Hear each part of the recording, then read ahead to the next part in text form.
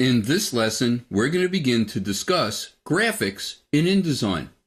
If you'd like to follow along, go under the File menu to Open, and in the Sample Files folder, scroll down to 1201, Mastering the Art of Placing Graphics, and just click Open. Placing graphics into an InDesign layout is simple. All you have to do is go under your File menu to Place. You're going to have to locate the links folder that's been supplied for this training in order to place images. And all you have to do is just click on any one of the images, and you can see that you're getting a beautiful preview, so you know exactly what that image looks like. And then I could just click Open. But what if I want to place more than one image? Let me click on that first image again, and then hold down my Command key on a Mac, Control key on a PC, and click on the next image. I can place multiple images in that way, but I don't have a preview of either of those images. Once you select more than one image to place, there's no preview. That's a big problem, especially with names of images like this. Let me hit Cancel, and we're going to talk about a better way to place images. If you go under your Window menu to something called Mini Bridge, it's going to open the Mini Bridge panel. Mini Bridge is kind of like a back door into the Bridge application that comes with Creative Suite. It allows you to place images very easily. All you have to do is click on the image you want to place and just drag it into a frame and let go. And it's placing that image. I'm going to undo that. Command Z or Control Z. What if I wanted to place multiple images?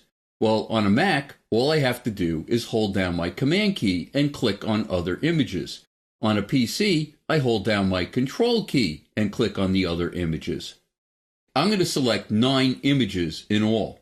Now, all I have to do is click on any one of those selected images and drag it into my layout. And you can see that my layout is getting highlighted in black towards the outside of the window. Now I'm just going to let go, and it's going to load all 9 of those images into something called a loaded brush. I can go through the images in my loaded brush just to see what I have here by hitting my right arrow key to go forward through the images or my left arrow to go back. You can also see that in the upper left-hand corner near the brush, there's a 9 in parentheses. That means that there's 9 images in all to place. To place the images, all I have to do is click on the empty frames. But right away, I'm noticing another problem. These images are gigantic, and I'm only seeing a very small piece of these images within the frame. Let me get rid of my images. The way I'm going to do that is go to my selection tool and just click and drag across the 9 graphic frames to select all of the frames.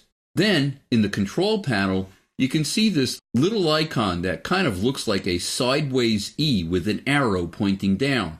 That is Select Content. If I click on that, it's selecting the content within the frames instead of the frames themselves. So if I now hit Delete, I'm going to delete all of the images I placed into those frames. And I'm back to empty frames. How can I have my images fit my frames better as soon as I place them? Well, I'm going to click and drag across all 9 of those graphic frames again.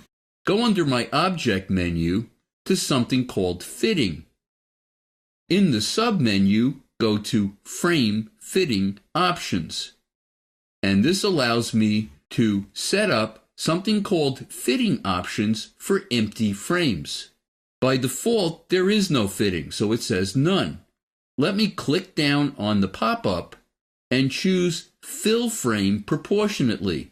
That means the image is going to fill the frame, and anything that doesn't fit will be cropped off. That doesn't mean that I can't move the image around or resize it afterwards if I want to crop it a different way.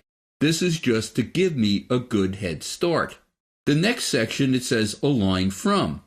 By default, like all layout programs, the image will be placed from the upper left-hand corner, aligning the upper left-hand corner of the picture to the upper left-hand corner of the frame. Wouldn't it be better if we placed the center of the image over the center of the frame? Why don't we try that instead? In the Align From proxy, click on that center point. In the crop amount area, make sure to fill the fields with zeros. That way, you're sure to have as much of your picture showing as possible. And when you're done, just click OK. Now we're ready to place the pictures again. They should all be still selected in the mini bridge. So just click on any one of the selected pictures and drag them into your layout. And now they're all going to load into that loaded brush. And when you click in each one of the frames, you're going to see how much better the images fit in the frames. Now, this is not meant as a final cropping. You can make any of the images bigger or move them around in your frame. Like, I'm going to move this one over a little bit. And possibly I want to see a little bit more of my golfer. That looks pretty good. The fitting options are really meant as just a starting point, but it makes it much easier to crop your images. In the next lesson, we're going to continue discussing graphics.